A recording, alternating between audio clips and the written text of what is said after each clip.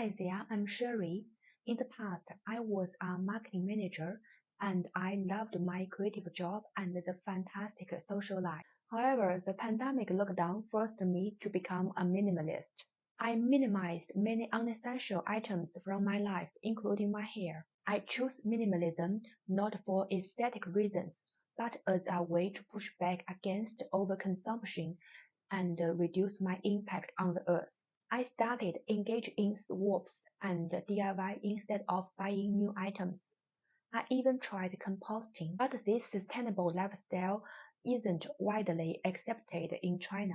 It seems weird to live so frugally, especially given my income. Additionally, I couldn't continue with my previous job.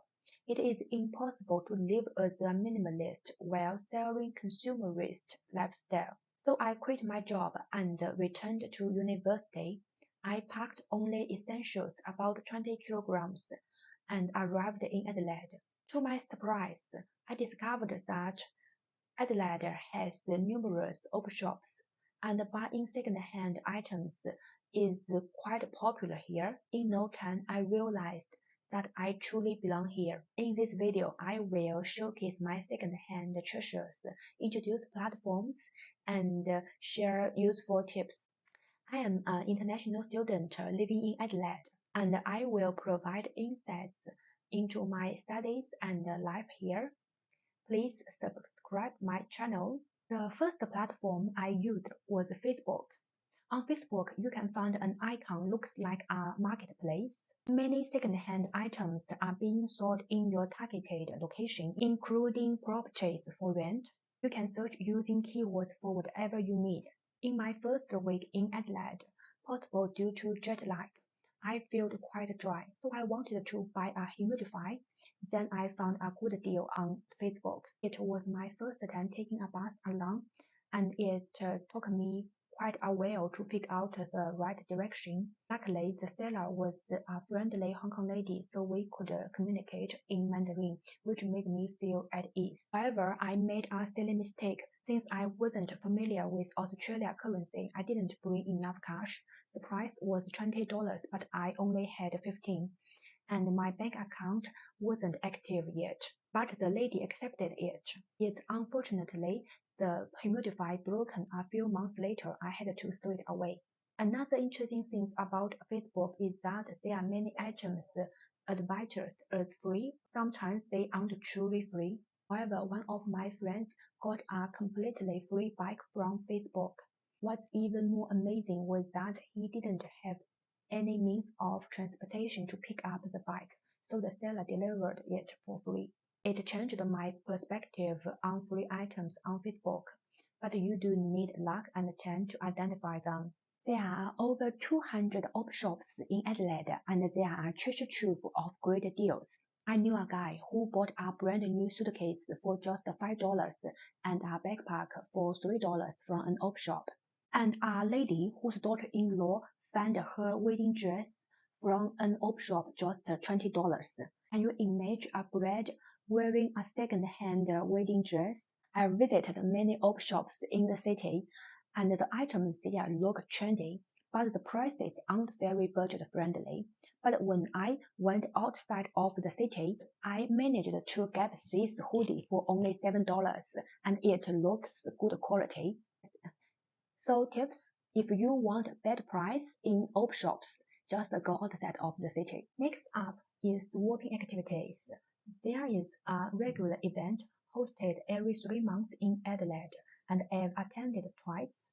It's so interesting that I highly recommended it. You need to pay about $5 for a ticket, then donate clothes and pick up the same number of the items you donated.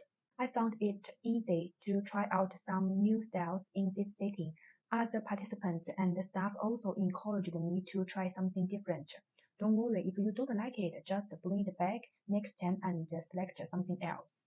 The first time I picked up this denim skirt, but in 3 months I didn't even wear it once, so I brought it back. Last time I get 8 fantastic pieces, essentially creating a new wardrobe. There was a DIY workshop where I added some directions to this top to make it extra special. Next is Xiao Hong Shu, often described as the Chinese Instagram. Thanks to its smart algorithm, maybe too smart, if you are into second-hand items, you will easily find many good deals in your area. I've managed to snag some fantastic bargains there. A pair of thick sweatpants for $2, an electric blanket for $5, this hoodie and a jacket for $7, and a blender for $8. And the tricky is you might spend a lot of time browsing through posts and then collecting the items. For example, these $2 pants were a great deal, but I had to ride my bike about 20 kilometers to get them.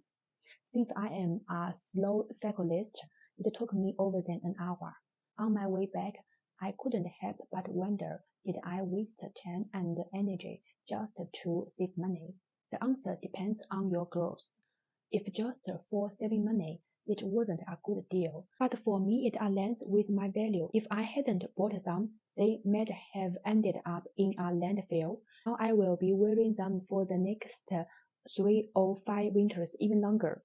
It might not make a huge impact on the world, but I know I did something for my heart and that's meaningful for me. When friends leave, it's not practical to take all their belongings with them.